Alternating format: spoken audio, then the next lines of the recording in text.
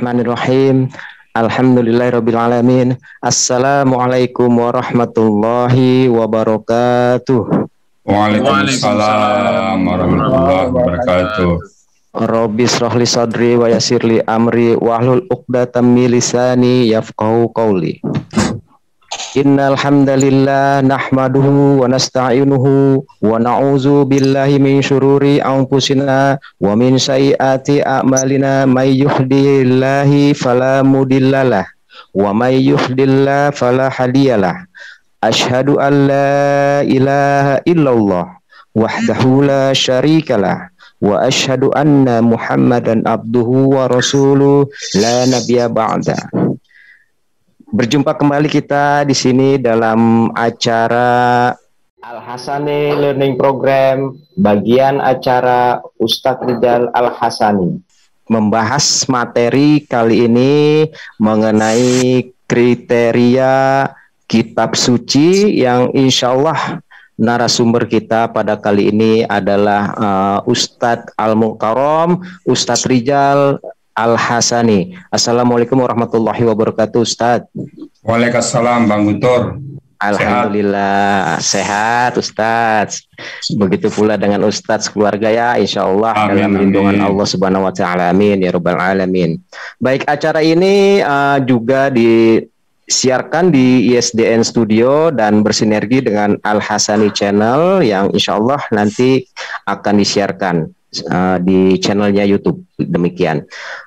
Pada kesempatan kali ini saya juga ditemani oleh beberapa narasumber yang kebetulan beliau-beliau adalah sebagai aktivis atau pegiat dakwah dalam mengedukasi umat Islam dan membentengi akidah umat Islam, karena memang fenomena yang terjadi pada saat ini adalah banyaknya upaya-upaya pendangkalan akidah yang terjadi, yang insya Allah pada hari ini kita akan membahas mengenai kriteria kitab suci, yang di dalamnya itu ada beberapa poin nanti yang akan dibahas atau akan dipaparkan secara keilmuan yang tentu saja tidak menentang dengan logika dan rasional yang lurus. Demikian poin-poin tersebut.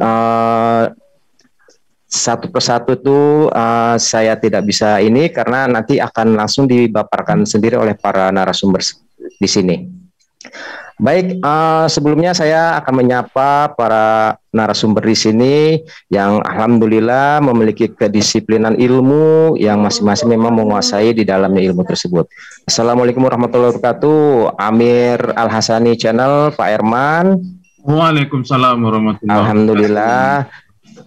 Assalamualaikum warahmatullahi wabarakatuh para ustadz dan ustazah yang hadir di sini. Insya Allah, mohon maaf saya tidak bisa menyebutkan satu persatu karena memang adanya keterbatasan waktu di sini. Baik, tidak berlama-lama kita akan mulai membahas materi pada hari ini, yaitu kriteria kitab suci yang insya Allah langsung disampaikan oleh Ustadz Rizal Al-Hasani. Tafadhol Ustadz.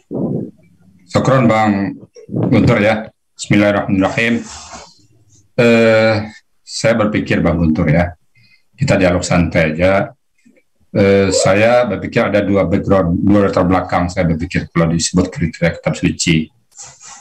Pertama, saya melihat perdebatan di dunia maya atau dunia perzamanan, dunia perdebatan. Apakah itu orang Islam dengan non-Muslim dalam berdebat ya. Nah, saya lihat ujung-ujungnya semuanya mengatakan itu kan menurut keyakinan kami. Sana juga itu kan keyakinan kamu. Ya sebab itu mentok kan. Akhirnya istilah saya itu pertandingan berakhir seri. Pada pertandingan itu dari malam sampai pagi itu berdebat terus itu. Dan judulnya itu terus. Apakah benar ini Tuhan apa bukan? Apakah ini agama yang benar apa bukan? Kitab suci mana yang benar apa bukan? Ujung-ujungnya sampai pagi itu keyakinanmu, itu keyakinan saya. Akhirnya saya anggap pertandingan seri.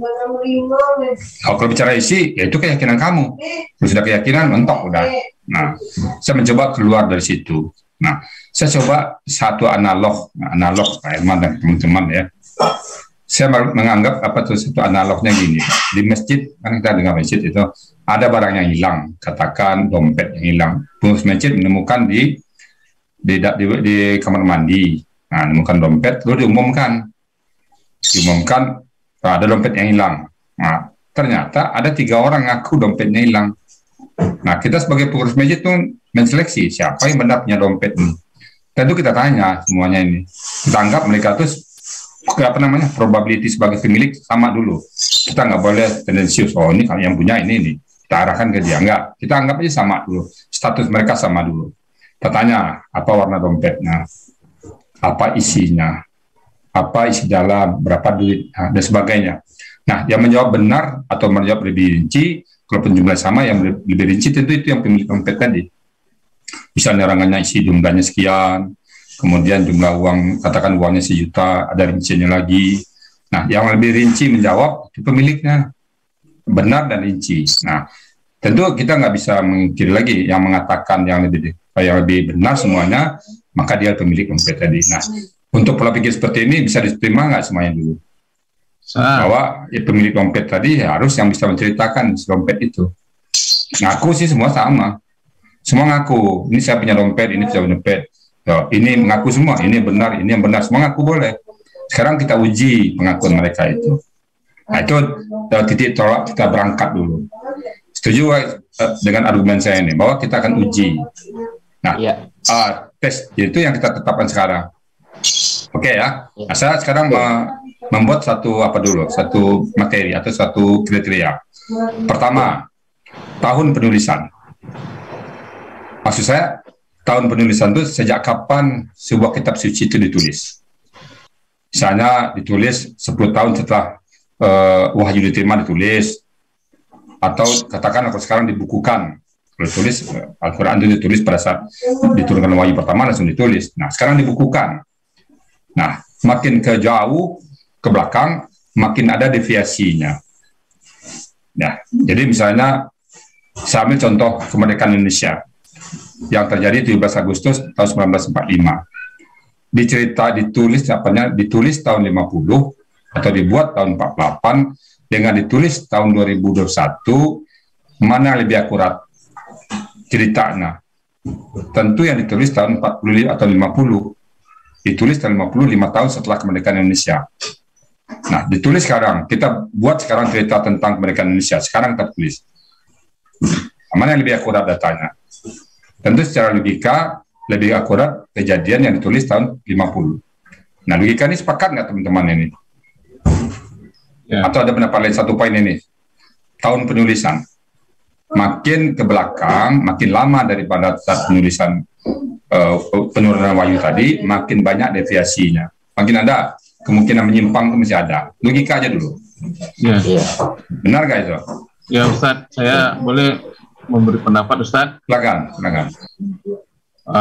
Ya, memang sangat simpel ya, sangat mudah gitu kita menilai ya suatu karya, katakan karya ilmiah. Semakin dekat itu ke originalnya itu akan semakin terjamin, Ustaz. Yeah. Dan kemungkinan kalau makin jauh ada unsur tambahan, ada unsur editing, ada unsur apa, itu kemungkinan besar ada gitu, ada kepentingan di situ gitu, Ustaz. Ingin memunculkan sesuatu yang harus dikumpulkan. Misalnya katakan ada pahlawan ada 5. Nah, mungkin nanti ada yang disumirkan gitu ya, yang lain ditonjolkan. Mungkin bisa terjadi begitu, Ustaz. Semakin jauh gitu ya, ada intervensi. Jadi sangat logis, semakin dekat dengan keadaan atau proses yang awalnya, maka semakin original itu karya itu, Ustaz. Mungkin itu pendapat saya, Ustaz. Oke, ada pendapat yang lain? Jadi kita sepakat berdua dulu, kita lihat waktu penulisan. Waktu penulisan wahyu itu makin dekat, katakanlah kalau penulisan wahyu kita Al-Quran jelas pada saat diturunkan jelas ditulis. Nah, pengkodifikasiannya atau kata bahkan ini penyusunan ulang lah, katakan apa itu namanya kanonisasi atau apa namanya, saya nggak tahu siapa. Jadi penyusunan itu makin dekat ke saat wahyu diterima, maka makin autentifikasi makin dijaga, yang kita jamin. Dan sebaliknya makin ke belakang makin banyak varian-variannya nanti kan. Kita kunci gimana? Kita kunci, ini ada pendapat lain? Pak Raplis ada pendapat atau bang lain masalah waktu? Oke Ustaz, setuju Ustaz. Saya cuma menambahkan saja Jadi di samping makin dekat makin bagus, setuju. Tapi nanti harus ada fakta historis yang menunjukkan. Jadi ada urutan-urutan gitu. Kan itu Ustaz. Ketika ditulis tahun sekian, penulisannya kan berdasarkan apa kan itu Ustaz? Atau ada historisnya Ustaz. Ya. Itu penting Ustaz. Agar agar keaslian daripada kitab itu bisa dipertanggungjawabkan begitu Ustaz. Ya. Jadi berarti misalnya sekarang kayak kita di Islam misalnya Al-Qur'an Ustaz. Kan Al-Qur'an itu kan ditulisnya kan pada khalifah ketiga Ustaz ya. Ya. Tapi penyusunannya kan sudah mulai pada khalifah kedua kan? Ya. Karena waktu khalifah pertama itu baru sibuk pembenahan dan menghadapi orang-orang yang menyimpang yang keluar dari pemberontakan lah ya. Jadi tapi di samping itu para hafiz kemudian para ahli-ahli hadis mencatat semua Ustaz, sehingga nanti pada saat penulisan itu jelas fakta sejarahnya itu ada gitu Ustaz. Tapi betul semakin dekat akan semakin efektif dan semakin terjamin keasliannya. Begitu Ustaz. Oke. Berarti kita kunci ya bahwa penulisan kitab suci, penulis kembali maksud di sini ya, makin dekat ke waktu penurunan wahyu maka makin benar dia. Dan sebaliknya makin jauh dari penulis penurunan wahyu tadi makin ada varian-variannya ya. Kita kunci dulu ya. Iya. Oke, yang lain ada pendapat? Nggak ada lagi, kita kunci nih. Udah pendapat Bang Sub-Zero. Masalah waktu dulu ya. Oke. Saya menyimak. Oke, kita santai aja Bang Zero. Kita ini nggak ada target, kita santai aja. Ya, namanya bincang-bincang sore sambil ngopi. Saya ada kopi di rumah nih Bang Zero. Ini ada pakai mangga ini. Ya. Itu yang pertama menurut saya ya. Ada tambahan Bang Zero? Itu berkenaan dengan perkara yang saya katakan tadi itu, yaitu kitab suci yang ditulis oleh manusia sendiri itu karangannya sendiri. Jadi ayatnya kita boleh ketika kita membaca kitab-kitab suci ini, kita secara akal yang waras dan sehat ini kita bisa lihat, kita bisa tahu apakah ini tulisan manusia ataupun daripada Allah. Allah ya. Ya. Karena tulisan-tulisan yang manusia ini kita dapat lihat kecacatan ayatnya. Ya, ketidaksempurnaannya ayat itu, dan ayatnya tidak logis gitu, ya tidak masuk akal. Jadi contohnya ada di saya, boleh saya sebutkan? Mungkin contohnya nanti Bang, kita kriteria dulu. Kalau kita langsung sebut contoh nanti kita nggak netral lagi. Ya. Kita lepas semua dulu. Kita tempatkan mereka sama setara dulu semua. Kita tempatkan setara dulu. Jadi kita lepas dulu. Ya. Supaya kita adil ya, adil. Ya. Jadi masalah waktu, kira-kira ada masalah nggak? Ada nggak kemungkinan makin ke belakang makin benar, makin jauh dari kejadian makin benar?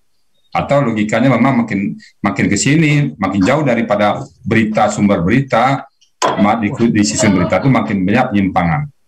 Itu logika sekali kan? Oke, menurut saya sekiranya ayat itu ditulis terlalu lama sejak kejadian itu berlaku, makanya kemungkinan besar punya kesalahan di dalam menulis ayat itu yang pertama.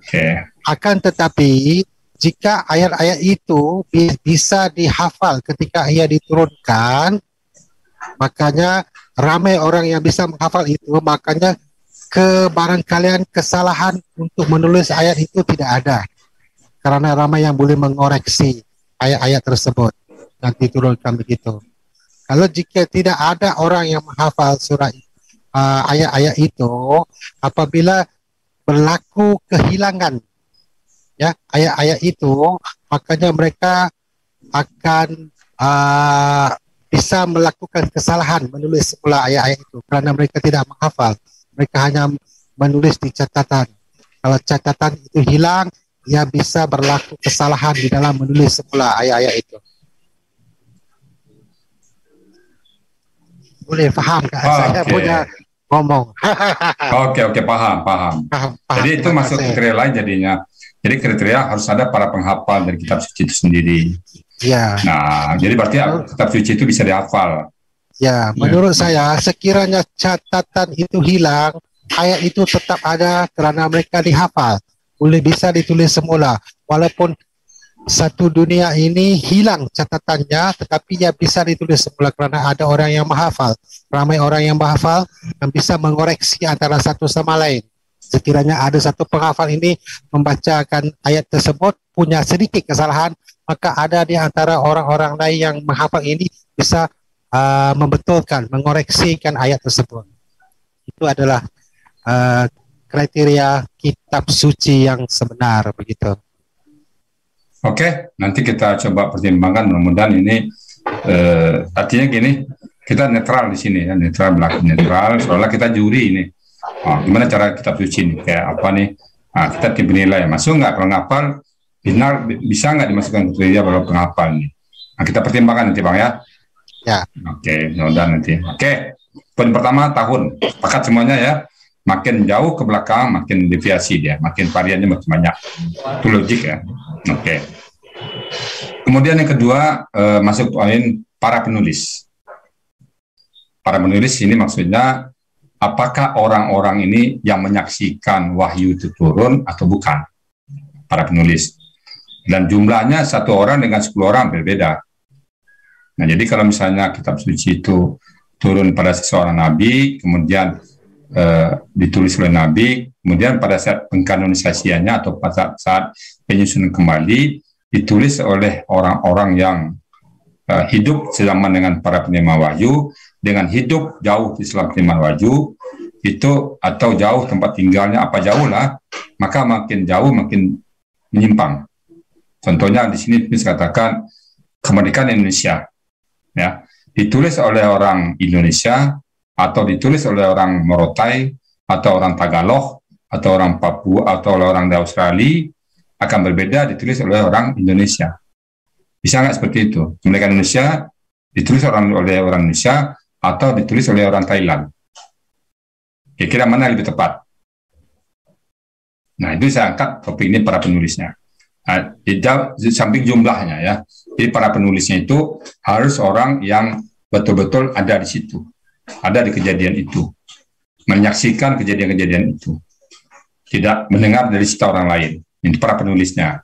Nah, logika ini bisa nggak diterima dengan teman-teman? Merupakan sebuah kriteria kitab suci. Boleh Ustaz? Silakan. Ya, pertama ini Ustaz, kalau yang menerima kan Rasul menerima. Rasul tidak menulis, beliau cuma menerima, mendengar ya, mendengar, kemudian atau kata umum aja dulu ya. Setelah mendengar satu pesan, saya mendengar satu pesan. Ketika itu ada orang di tempat saya, tolong catat ya pesan ini, saya ke pasar gitu. Tolong ditulis oleh si B gitu ya, menulis. Yeah. Ketika si B menulis, sudah selesai belum? Coba saya ke pasar, coba ulang. Saya ke pasar, ada huruf A berapa di situ. Sampai begitu saya cek kan, oh udah benar. Berarti saya verifikasi sendiri, saya terima pesan dari telepon misalnya, seorang lain saya suruh catat, oke, coba ulang berkali-kali, udah benar, catat. Dan saya tidak ada mencatat gitu, saya nggak nyatat. Kalau saya nyatat nanti kan bisa aja saya sudah menyalahi, entah saya tambahin koma atau apa gitu. Tapi saya suruh orang lain dan orang lain itu suruh balik ngasih tahu ke saya apa ya catatan tadi. Nah itu Ustadz. Jadi orang yang menulis ini adalah orang yang langsung ada di samping saya gitu. Beda nanti kalau yang menulis ini nggak dari saya dapatnya. Mungkin ada nambah gitu, ada tambah kata yang ditambah, apa huruf yang ditambah, atau malah hilang gitu ya. Mungkin itu Ustaz. Jadi artinya orang yang menyaksikan itu dia menulisnya lebih valid daripada dia dengan cerita orang lain. Dia dengan cerita orang lain. Iya betul. Walaupun dari ahli sekalian, ahli penulis, ahli apa gitu. Mungkin ada mereka berkreasi gitu Ustaz. Ya. Oke, jadi orang melihat sendiri ya, makin jauh orangnya dari para penulis, dari wahyu itu turun, maka makin deviasi dia ya. Iya, deviasi. Apa yang ditulis. Oke, setuju ya. Oke, Ustaz, nambah Ustaz. Silakan. Saya pikir apa yang Ustaz sampaikan benar adanya, Ustaz. Jadi memang sudah bisa diyakini keasliannya kalau memang ditulis oleh yang menerima pesan itu sendiri atau wahyu itu sendiri. Ya. Karena kalau ditulis oleh orang lain, bangsa lain, negara lain, itu pasti akan berbeda. Karena kita tahu bahasa satu bangsa atau negara itu pasti berbeda. Jangankan bahasa, satu daerah aja berbeda. Berbeda pengucapan, berbeda penulisan. Sederhananya kan begitu, Ustaz. Bagaimana kalau yang menerima bangsa A, kemudian ditulis oleh bangsa B, itu bisa dipastikan kekurangan atau ketidakaslian. Itu mungkin pasti akan terjadi. Karena terus terang aja seperti yang Ustaz ajarkan kita misalnya gramatika, Ustaz, kan sangat berbeda dengan bahasa Indonesia dan bahasa Arab misalnya, bahasa Inggris dan bahasa Indonesia misalnya, Ustaz. Ada kata-kata itu yang vocabnya satu negara ini tapi tempat lain nggak ada, Ustaz. Jadi bagaimana itu menjelaskannya kan begitu, Ustaz. Jadi sudah sangat pantas dan layak ditulis oleh yang menerima atau bangsa yang menerima itu sendiri, Ustaz. Begitu, Ustaz. Oke. Jadi penulis itu juga menentukan ya. Tadi yang pertama kan waktu, yang kedua penulisnya melihat langsung apa tidak ya, melihat langsung apa tidak, atau dia hanya mendengar cerita orang lain. Nah itu setuju ya, kita kunci itu ya. Atau ada yang lain punya pendapat masalah penulis dulu deh, sezaman apa bukan ya. Oke, kita kunci penulisnya. Nah mungkin saya tambah dikit, sudah penambah jumlah orang. Jumlah penulis 1 orang, 3 orang, 7 orang, sama 10 orang, kira-kira mana yang lebih tinggi mutunya? Cek and recheck-nya itu. Makin banyak, makin bagus, Ustaz. Tapi cek and recheck. Jadi di samping penulisnya juga itu, cek and recheck jalan di situ kan. Kalau istilah di kantor itu, pengeluaran uang itu, pembuat voucher juga, pemijau transaksi, authorize-nya sebagai pengesahnya juga udah 3, itu baru bisa ada pengeluaran uang perusahaan, baru yang dianggap pengeluaran itu sah. Kalau 1 nggak cukup nggak jadi. Ya, orang yang pemicu transaksi butuh nggak barang itu, misalnya pembelian barang, butuh nggak barang dibeli, sudah butuh, ada nggak dana anggarannya, begitu ada anggaran, ada nggak dana sekarang, barulah boleh diadakan barang tersebut. Nah itu tentunya untuk cek and recheck tadi. Nah di sini juga saya analogkan seperti itu. Jadi para penulis tadi kalau rame dari saling cek and recheck. Kalau sendirian kan kemungkinan salah itu ada. Siapa yang kontrol? Nah kalau banyak rame kan, wah ini salah nih kata yang lain kan. Nah itu kriteria. Jadi sekali lagi di sini kita mencoba melepaskan jas kita dulu, melepaskan pakaian kita dulu. Tanggap sama semua. Kita ambil kriteria penulis, para penulisnya yang melihat wahyu itu diturunkan. Yang kedua jumlahnya juga menentukan. Jadi para penulis itu ada 2. 1 dia menyaksikan, yang kedua jumlahnya. Sepakat ya semuanya? Mungkin 1 lagi aja Pak. Nanti Bapak silakan ada ide-ide yang lain ya. Bahasa yang digunakan. Ya. Bahasa yang digunakan adalah bahasa wahyu itu diturunkan. Bahasa penerima wahyu. Kalau bahasa wahyu itu adalah bahasa yang bukan bahasa setempat, kemungkinan besar dia akan terdeviasi. Nah sekarang kita coba simulasi di sini, simulasi aja kita. Saya akan menceritakan sebuah kejadian di rumah saya. Rumah saya baru, perabot-perabotnya ada kursi tamunya warnanya hitam, warnanya merah, di TV saya mereknya Sharp, di ruang tamu saya ada begini, ada karpet warna hijau, di dapur ada piring begini, di kamar tidur ada begini, di depannya ada begini, tamannya 2 sekian, pohonnya ada sekian. Saya ceritakan semua tentang rumah saya dalam bahasa, maaf ya, saya bikin bahasa Padang, saya orang Padang, bikin bahasa Padang. Ada 3 halaman ini, 3 halaman. Lalu saya kirim ke orang Sunda, teman saya di Sunda, diterjemahkan ke dalam bahasa Sunda dengan kemampuan dia apa adanya. Dia nggak bisa bahasa Padang, cuman dia mencoba-coba menerjemahkan dengan bahasa Sundanya dia, dicoba-coba menerjemahkan. Terjemahkanlah dia ke bahasa Sunda. 3 halaman juga, mungkin udah atau hasilnya gimana. Kemudian dari orang Sunda tadi dikirim pula ke temannya di Jawa, ke Kampung Paraplis Surabaya, diterjemahkan ke dalam bahasa Surabaya. Pertanyaan saya, hasil simulasi ini, cerita saya di awalnya tadi tentang cita rumah saya dibanding dengan ditulis oleh orang Surabaya tadi, kira-kira saya cocokkan yang pertama, ada deviasi nggak kira-kira Pak? Logika aja kita bicara logika dulu. Pasti terjadi, Ustaz.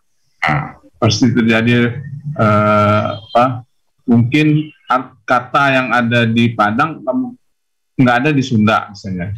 Terus dia menerka aja ini cocok sama ini gitu. Nanti kata yang ada di Sunda juga mungkin sama Jawa nggak pas juga, atau malah berlawanan. Nah, nanti apabila dari Jawa dibawa ke Padang lagi, jauh menyimpang, ini maksud saya mau begini gitu. Jadi dari yang awalnya itu semakin banyak langkah yang ditempuh atau pindah-pindah bahasa, maka kemungkinan besar akan banyak terjadi penyimpangan, Ustaz. Oh ya, saya punya pengalaman, Pak Iman. Ini satu cerita. Mungkin teman-teman punya pengalaman juga yang lain nanti. Saya punya pengalaman masalah bahasa ini. Ini true story saya, true story. Walaupun contohnya ini agak sedikit tapi true story ya. Saya menceritakan ini. Jadi pada saat saya pindah ke Semarang tahun 2002, orang Jawa kalau dari sini ini, saya hari ketiga kan nginap di hotel ya, belum ke rumah dinas lah, nginap di hotel. Itu hari kedua jam 10, ya ada tamu anak buah saya bilang, Pak Rizal digolein cewek, nah gitu kan. Oh, kaget saya Pak, kok saya digolein cewek? Saya kapan saya digolein cewek ini kan? Nah, kira-kira saya udah nongkol deh Pak, udah nongkol saya tuh jam 9:30 anak buah ngomong itu benar buah saya perempuan dia. Saya pikir kurang ajar amat nih anak, bilang kan kenapa begitu ngomongnya. Nah kurang 11:30 datang ibu sama anak perempuan datang. Nah terus dia ngomong ke saya lagi, coba Rizal yang golein Pak Rizal tadi. Aduh, nggak ada apa. Saya pikir maaf ya, minta pertanggungjawaban apa ini? Kan saya menginap di hotel 2 malam kan. Jangan dia minta pertanggungjawaban, bikin malu saya depan orang ramai kan. Nah begitu dia tanya saya, oh ini Pak Rizal tuh Bu. Saya suruh masuk ke ruang saya. Apa yang diminta Pak? Pak Rizal, tolong tanda tangan surat ini. Saya baca surat itu. Itu rekomendasi saya untuk ibu ini ambil pensiun di kantor pos. Karena bapak suaminya sudah meninggal. Itu artinya namanya pembayaran terusan 4 bulan berturut-turut, tapi pakai rekomendasi dari kantor kita. Saya tekanlah itu. Nah, baru bisa diuangkan di kantor pos. Kalau nggak bisa diuangkan. Nah, ternyata setelah dia pergi, biasa-biasa aja. Saya tanya menunggu lagi. Pak Rizal, saya tanya, Bu, tadi digolein itu apa artinya Bu? Ya, digolein dicari Pak. Kok saya ngartikan ya enggak. Kalau kita arti digolein itu maaf ya Pak, kan ditidurin. Nah, ditanda artinya dicari. Nah, jadi bahasa pun berubah. Nah, kalau seperti ini terjadi kan beda-beda. Nah, banyak lagi contoh-contoh seperti itu kan. Ada lagi kereta di Medan. Oh, ini kereta nih. Padahal di tempat lain namanya apa itu? Honda atau sepeda motor. Melucu Pak, tokoh. Kau tukang tokoh ya kata di Medan kan. Sebenarnya kita tokoh kan, padahal tukang tipu namanya tokoh itu kan. Kau nokoh aja kerja kau kata orang Medan kan, nokoh. Sementara tokoh itu kan apa ya? Seorang figur ya. Tokoh masyarakat kan figur masyarakat. Ternyata di Medan tokoh itu penipu. Kau tukang tokoh ya katanya. Jadi bahasa-bahasa seperti itu berbeda. Makanya kalau ditransfer ke bahasa lain ya pasti ada penyimpangan. Apalagi tahun dulu nggak ada apa nggak semacam. Nah itu argumen saya mengatakan bahasa itu penting. Nah itu saya silakan tambahan yang lain masalah bahasa. Ada pendapat Pak Iman? Dah. Ada Paraplis masalah bahasa tadi. Ada argumen tambahan? Pang Subsiero boleh? Ya, baik. Mohon izin, Ustadz. Ya, silakan. Tadi 3 poin yang dibahas ini, mungkin ini saya sedikit mencatat ya. Mungkin itu sebagai bahan uji kali, Tat ya. Mungkin sebagai bahan uji untuk mengkriteriakan kitab suci gitu, Tat. Pertama kan yang poin yang pertama itu tahun penulisan wahyu. Dan untuk bahan ujinya itu semakin dekat masa penulisan wahyu tersebut dengan masa kehidupan penerima wahyu, maka terbebas dari deviasi ya. Artinya, ya, jadi memang tidak ada banyak varian-varian seperti itu. Karena memang banyak yang memvalidasi dan yang banyak yang adanya di situ ada autentikasinya di sana. Adanya masih ada di dalam masa penerima wahyu tersebut. Begitu. Untuk yang poin yang kedua ini mengenai para penulis wahyunya, dan bahan uji di sini adalah sebagai saksi mata ketika wahyu tersebut diturunkan kepada penerima wahyu. Artinya memang kalau untuk sebuah kitab suci, kalau memang ketika dituliskan jauh masanya dari kehidupan para penerima wahyu, dan kebetulan tidak ada orang yang tahu misalnya gitu di masa kehidupan penerima wahyu, maka itu sulit juga ya dimasuk ke kriteria sebagai kitab suci gitu kan.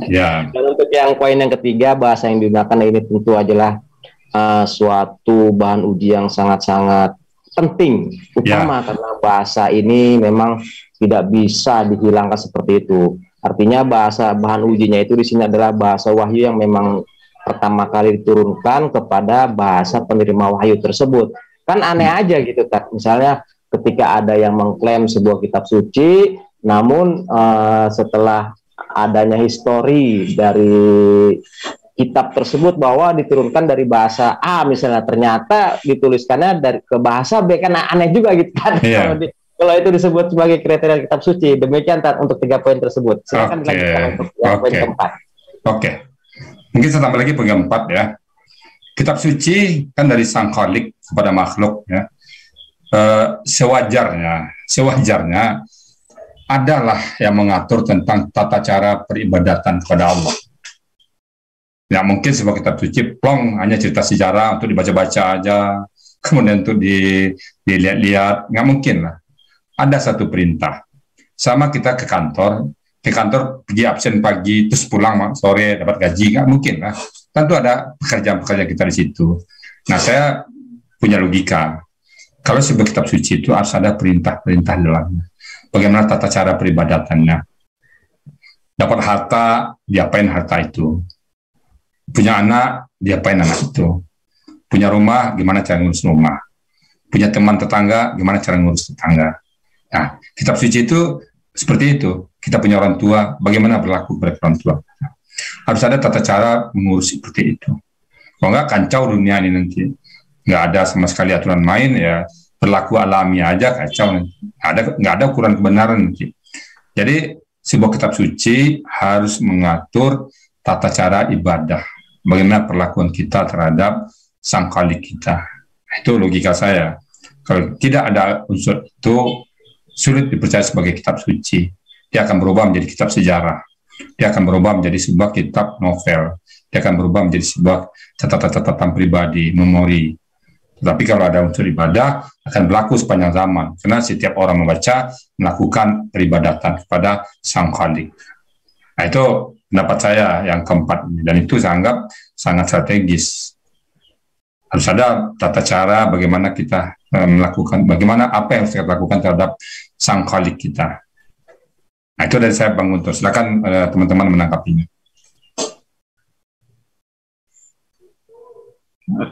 Ada yang lain menanggapi nggak? Ya, silakan untuk yang lain. Untuk yang poin keempat, yang dinamakan dengan kriteria kitab suci itu sudah pasti di dalamnya itu kontennya tersebut itu mengandung adanya unsur peribadahan. Inilah yang kriteria sebagai kitab suci, karena kalau memang yang disebut dengan kitab suci ini kalau tidak adanya konten unsur peribadahan, ya bingung juga ya. Kata Ustadz Rijal itu ya mungkin ini buku sejarah atau kitab sejarah begitu ya. Iya. Silakan untuk yang lain, narasumber yang lain mungkin mau ditambahkan atau mau diperkuat lagi mengenai poin yang keempat ini, yaitu adanya kriteria di dalam kitab suci mengenai unsur peribadahan. Silakan ditambahkan. Mungkin saya nambahin, Ustadz, boleh Ustadz? Silakan boleh. Orang diskusi kok. Ya, kita namanya kitab suci itu mengatur, mestinya mengatur hubungan ya, hubungan kita dengan yang maha kuasa lah, katakan begitu ya Ustaz ya. Karena kitab suci berarti kita bagaimana kita dengan yang maha kuasa itu berhubungan ya, dalam hal ini peribadatan ya, juga kepada sesama manusia lainnya gitu, diatur gitu. Kalau itu nggak ada diatur ya susah kan, apa gitu, itu kan pedoman ya. Akhirnya kan unsurnya itu semacam protap lah kalau kita kerja di kantor kan, harus apa yang dilakukan terhadap Allah, terhadap yang maha kuasa gitu ya, sama sesama manusia gitu, yang dekat, bagaimana dengan yang lebih dekat lagi, misalnya orang tua dengan saudara si ayah si ibu, saudara si ayah saja, saudara si ibu aja. Sudah ada aturannya seperti itu, harusnya begitu, supaya kehidupan kita tuh tidak kacau. Dulu saya pernah dengar, Ustaz, itu tidak, agama itu kacau. Jadi kalau agama artinya tidak kacau gitu. Nah kalau kita nggak diatur ibadahnya, ya kacau gitu, Ustaz. Ya gitu. Yang itu aja masukan tambahan aja. Oke. Berarti sepakat ya, ada unsur ibadah, ada bantuan secara ibadah. Nambahin Ustaz. Silakan. Oke, bukan ke saya Bang, ke Bang Guntur Bang. Oke, Bang Guntur. Ya silakan Ustaz Rapli, silakan tafadhol. Jadi apa namanya? Tentu kita harus tahu persis sebenarnya nama kitab suci itu berisi aturan-aturan seperti yang dikatakan Pak Herman. Aturan-aturan itu baik aturan yang mengatur tentang Khalik dengan makhluknya, begitu juga makhluk sama-sama makhluknya, kan begitu ya. Karena di dalam satu kitab itu jelas berbentuk aturan-aturan. Ya. Makanya dalam Islam namanya aturan yang mengatur tentang makhluk dengan Khaliknya itu namanya ibadah. Ibadah, betul. Ya. Tapi yang mengatur hubungan makhluk dengan makhluk lain itu namanya muamalah, gitu kan?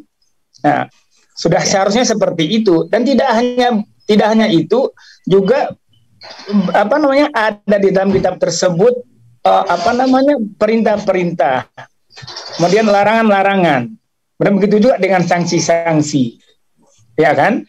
Kalau kita bicara aturan tentu ada perintah, ada sanksi tentunya. Nah, saya pikir apa yang dikatakan Ustadz tadi benar adanya, bahwa kitab suci itu memang memuat aturan-aturan yang mengikat. Begitu, Ustaz. Makin banyak, makin rame nih kayaknya nih. Masya Allah. Luar biasa. Haruslah, kalau nggak ada sanksi, ya orang akhirnya main-main aja hidup. Padahal hidupnya cuma sekali kan. Kalau nggak ada sanksi, nggak ada sanksi, nggak usah beramal lah kan. Orang pengen tidur aja di rumah kan. Reward and punishment ya, Ustaz. Reward and punishment. Kita bicara netral dulu ya, nggak usah disebut isi dalam Quran dulu ya, reward punishment. Nah, saya masih ada pendapat Pak Bang Guntur nih. Masih boleh nggak, Bang Guntur? Silakan, tafadhol, Ustaz, tafadhol. Menurut saya ini karena kitab suci dari Allah. Nah, tidak boleh ada isinya yang berkontradiksi. Satu dengan yang lain tidak boleh bertentangan. Di satu tempat bicara A, harus konsisten terus bicara A. Di tempat B, di tempat yang lain bicara B, maka konsisten di tempat lain juga bicara B. Nggak boleh satu kejadian diceritakan di halaman depannya A, pas di halaman 10 berikutnya menjadi A plus atau A minus. Tetap sama. Nah, itu menurut saya, jadi harus ada yang tidak boleh ayat-ayat itu berkontradiksi satu sama lain. Masalah ayat aja, atau isinya. Ya kalau berkontradiksi, ya itu jangan-jangan manusia yang bikin. Nah, kira-kira benar kriteria ini bisa diterima nggak oleh teman-teman? Kita diskusi santai ini. Logik sekali, Ustaz. Logik. Kalau misalnya hari ini saya mengatakan masuk jam 10 ya. Besok-besok saya bilang masuk jam 8 gitu. Saya sebagai kepala kantor katakan gitu, ngomong gitu, kira-kira saya ini orang pelin-pelan kayaknya. Berarti perintah itu dari sumber yang pelin-pelan. Sementara kalau kita anggap itu Tuhan ya, mestinya Tuhan tidak pernah pelin-pelan gitu, konsisten dari awal gitu. Itu Ustaz. Pandangan saya begitu kalau mengenai ini ya. harus nggak ada sama sekali gitu. Paling menjelaskan lebih rinci. Ketika di awal masih umum, habis itu dijelaskan lebih rinci. Nah seperti itu pendapat saya nih mengulas yang kita sampaikan tadi. Benar itu Pak. Tidak mempertaruhkan ibadah kan. Misalnya di halaman depan katakan sholat ya, misal contoh sholat, pas di belakangnya jangan sholat kan kita udah kerja kamu aja belum baca kayak video kan, baca sampai tuntas nanti takut gagal paham. Kalau Quran baca separuh pun nggak akan gagal paham gitu, insya Allah. Nah itu maksudnya tadi ya. Nah, jadi tidak boleh ada ayat berkontradiksi, karena kalau kontradiksi itulah manusia. SOP 1 bertabrakan dengan SOP lain, itu di kantor itu sering itu. Tapi kalau Quran kitab suci tidak boleh ada kata kontradiksi.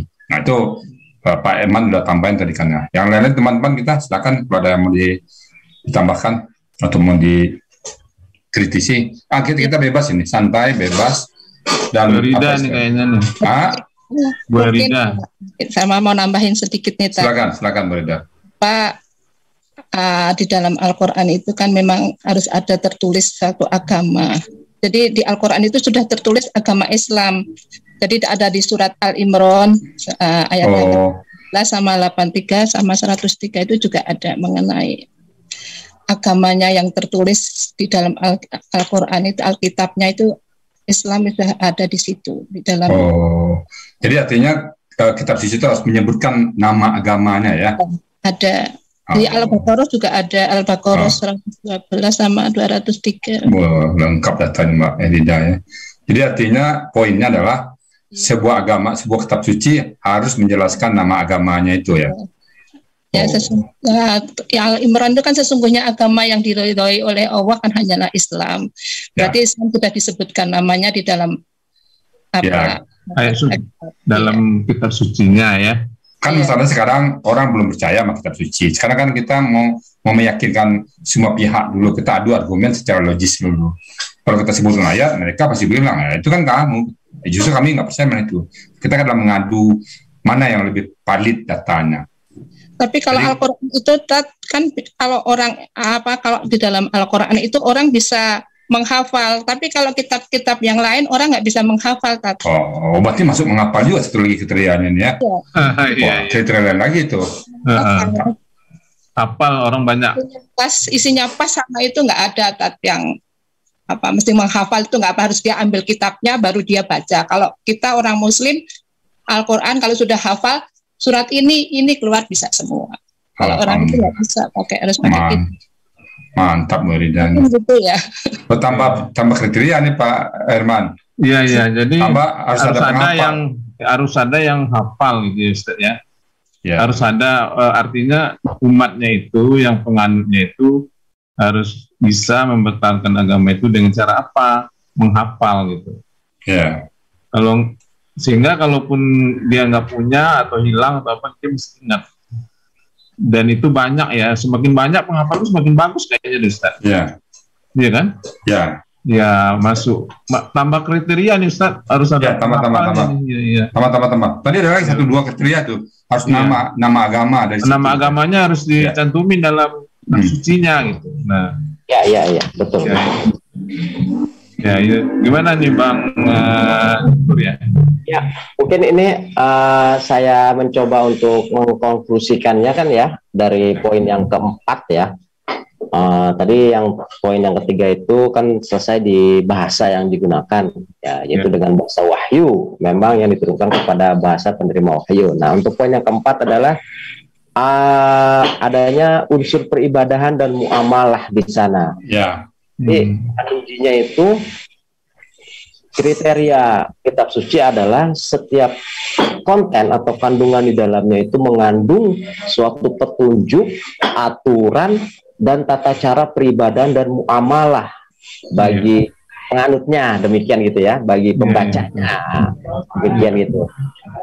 Jadi kalau memang tidak ada unsur demikian atau bahkan tidak lulus uji, maka ya jangan dikatakan itu adalah sebuah kitab suci begitu. Mestinya begitu ya. Iya, nah untuk yang poin yang kelimanya yang tadi Ustadz Rizal tambahkan itu adalah memang ini juga sangat penting, yaitu tidak adanya atau terbebas dari kontradiksi antar ayat, mulai dari ayat pertama awal kitab sampai ayat terakhir di akhir kitab, seperti itu. Jadi harus konsisten penceritaan wahyunya tersebut harus konsisten. Jadi tidak ada saling berbenturan antara ayat seperti itu, gitu ya, Tat ya.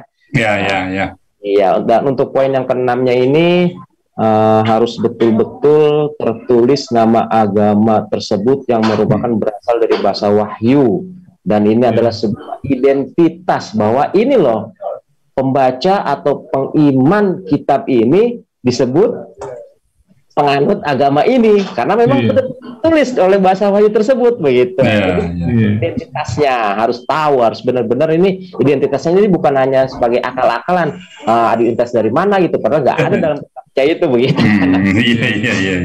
Iya. Jadi untuk poin yang ketujuh itu adalah penghafal.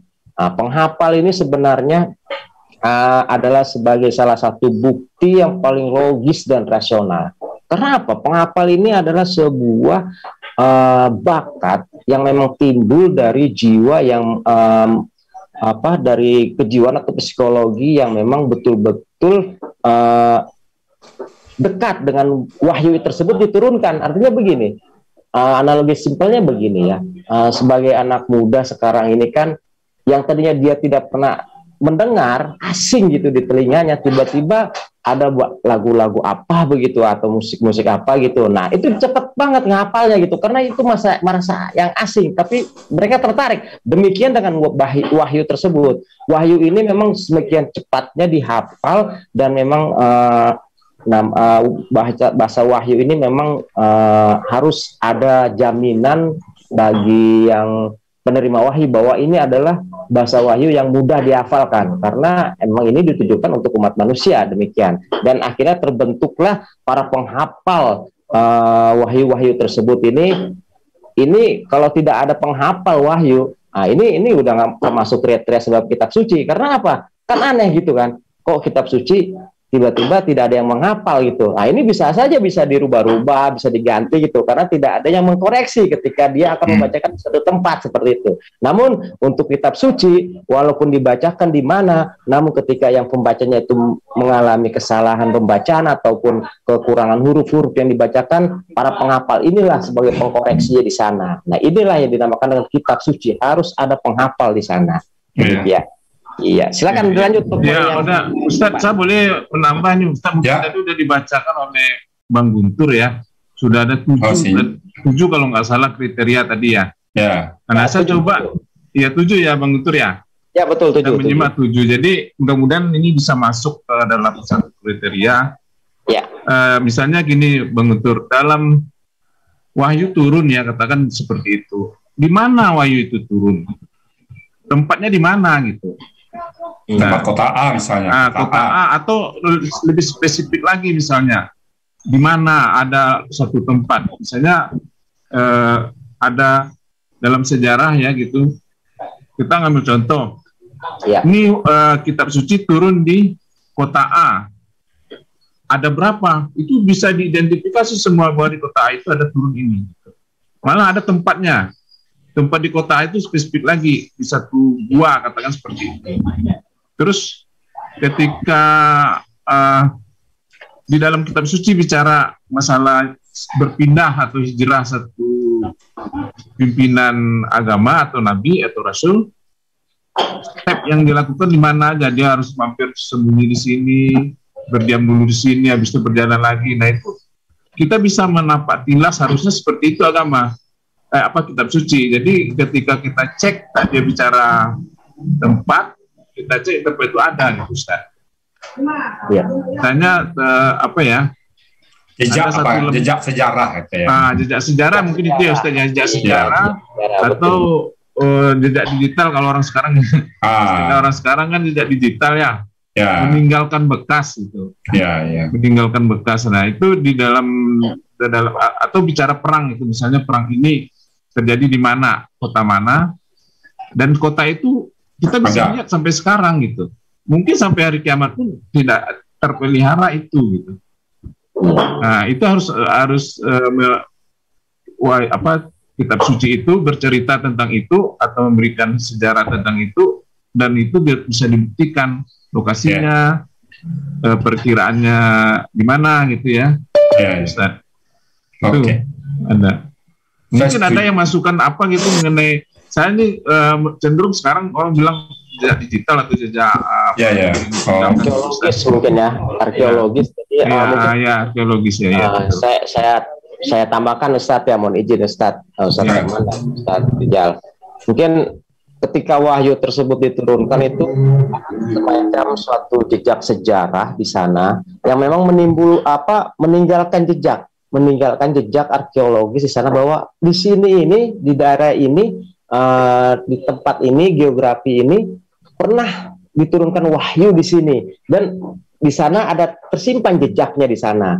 Ya, salah satunya itu jejak-jejak arkeologisnya itu dari napak tilasnya ada, misalnya di makomnya atau misalnya tilasnya di sana itu ketika wahyu ini diturunkan, misalnya ini ada nih jejaknya di sini seperti itu, dan itu bisa dibuktikan dengan adanya bukti arkeologis. Seperti misalnya kalau diturunkan di mana, misalnya diturunkan di sebuah gua atau misalnya di lembah ataupun di mana gitu kan, ataupun di suatu gunung ataupun di apa, atau bahkan di atas kendaraan pun harus ada terbukti jejak arkeologisnya di sana ada seperti itu. Nah, ini harus kriteria kitab suci ini harus betul-betul bisa dibuktikan atau bisa ditemukan jejak sejarahnya, arkeologisnya, bahwa di sana di suatu tempat itu pernah diturunkan wahyu dari Tuhan pencipta alam. Demikian gitu Ustaz. Silakan ditambahkan untuk mungkin yang lain agar bisa diperkuat lagi untuk kriteria poin yang ke-8 ini dari sejarah. Ya. Mungkin saya nambahkan mungkin dari sisi peribadatan ya. Jadi tempat turunnya wahyu itu ada ritual rutin di situ terjadi. Ritual rutin ya, misalnya kunjungan rutin kah, ritual rutin kah. Jadi umatnya itu untuk mencintai penerima wahyu itu adalah kegiatan-kegiatan yang diwajibkan datang ke sana. Nah, jadi sehingga kita mengenal, oh sini turun itu. Paling tidak sekali seumur hidup ada. Jadi ada, itu membuktikan bahwa jejak sejarah itu ada untuk menambah gimana kita turun di sini. Oh, kita diwajibkan datang ke sana. Minimum kalau kita mampu sekali seumur hidup, membuktikan bahwa di tempat itu ada kejadian itu dulu. Nah, itu mungkin saya tambahkan. Apakah itu seperti itu bisa dimasukkan sebuah kriteria? Silakan nanti teman-teman diskusikan. Saya perlu. Jadi ada ibadah rutin yang mengharuskan umatnya datang ke sana. Karena itu untuk menambah kecintaan kita kepada sang penerima wahyu itu. Nah, itu dari saya memperkuat tadi pendapat Pak Amir kami tadi, Pak Eman, untuk jejak digital tadi. Jadi kita membuktikan ke sana jejak digitalnya. Bicara tentang Ka'bah, ada Ka'bahnya. Bicara tentang ini, Gua Hira, ada Gua Hira. Bicara tentang Perang Badar, ada Gunung Badarnya. Bicara tentang ini ada.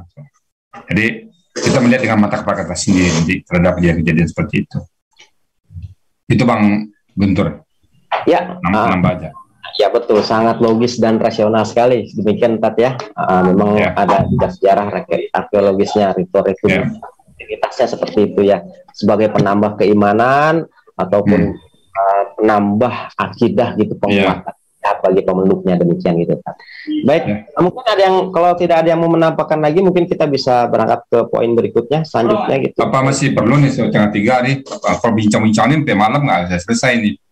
Iya, memang untuk menentukan kriteria sebuah kitab suci ini memang betul-betul harus memiliki bahan uji yang memang harus teruji, harus lulus uji. Karena kitab suci ini bukan sebuah kitab karangan manusia yang memang tidak akan lulus uji, walaupun dari satu poin saja, misalnya dari bahasanya aja gitu kan, bahasa digunakan mungkin kalau nggak lulus uji ya sudah gugur semua itu dari zaman kita. Soalnya ini masa depan kita yang sangat panjang kita pertaruhkan. Kita nggak bisa mempertaruhkan masa depan kita yang panjang dengan berbagai yang salah, pedoman yang salah. Karena ukuran itu harus diuji dulu. Nah, kita kan netral nih. Ya, kalau sepakat, ya mari kita buktikan. Kalau nggak sepakat, ya nggak apa-apa. Nah, gitu ya, Bang. Baik, mungkin ya karena waktu juga sudah semakin mendekati waktu asar gitu ya. Yeah. Mungkin untuk poin selanjutnya bisa kita lanjutkan di episode berikutnya mungkin. Oke. Kayaknya saya pikir ini poin-poin penting aja nih. Udah penting semua. Dan statement saya terakhir, saya pakai statementnya Zakir Naik. Apapun kriteria yang ditetapkan pada Quran, maka Al-Quran akan lulus dari fit and proper test ini. Akan lulus dari uji kelayakan ini. Akan lulus dia. Apapun kriteria tetap. Silakan. Tetapkanlah kriteria ini.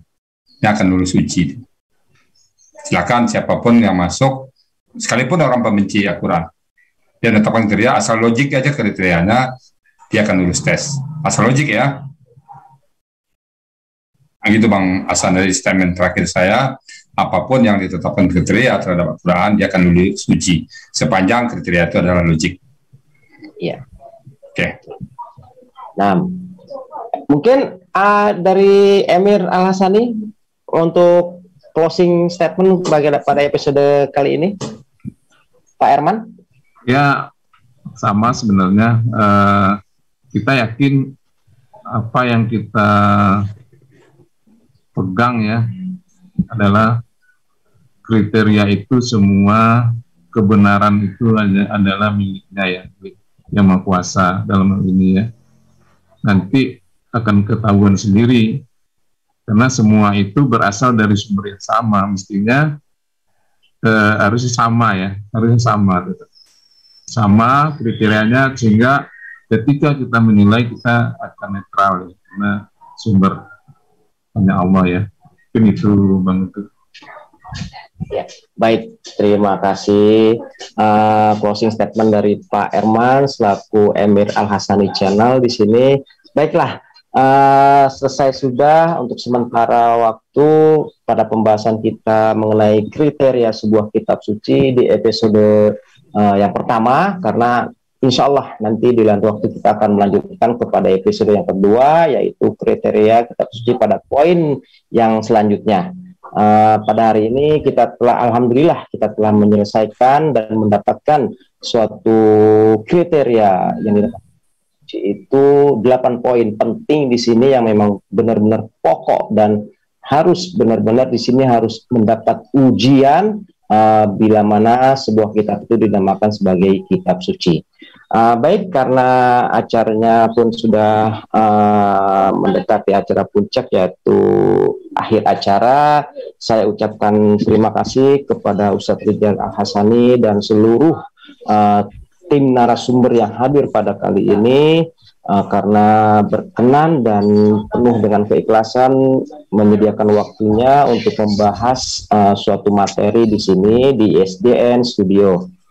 Saya Guntur Nugraha, apabila ada kesalahan ataupun kekhilafan dalam bertutur kata pada acara ini, saya memohon maaf karena kesalahan dan kekhilafan itu adalah milik saya. Sedangkan bila mana ada kebenaran di sini hanyalah mutlak milik Allah Subhanahu wa taala.